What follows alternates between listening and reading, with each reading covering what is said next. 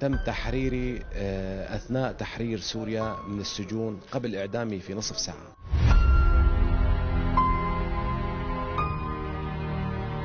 أقسم بالله الذي لا إله إلا هو، إعدامنا كان اليوم قبل بنص ساعة أنا وهالزلمة.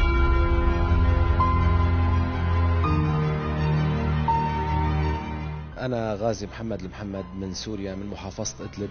أنا مغترب، كنت خارج سوريا من تقريبا ما يقارب 13-14 سنة، وتاجر ولدي أعمال في أكثر من دولة. فأثناء ما توجهت إلى دمشق إلى الشام حتى أصلح جواز السفر لبنتي الصغيرة، فاعتقلني النظام من مكتبي في الشام أنا وصديقي طبيب.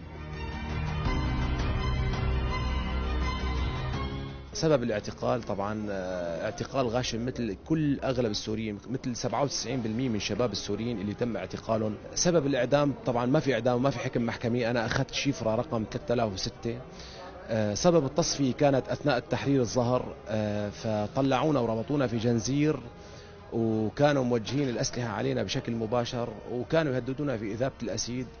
وكان ضمن المنهجية اللي كانوا يمارسوها هو عندنا الشبح، فكانوا يشبحونا بطريقة يعلقونا من إيدينا، في شبح عالي وشبح واطي.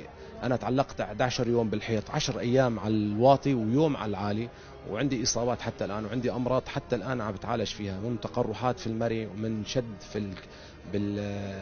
بالعضل، ومن الرقبة، وعدة أمراض. فأنا ما عاد أتقبل أنه أنا كنت في معتقل وحاليا حر، فهذا الموضوع سبب لي أزمة ضليت شهرين أتعالج فيها.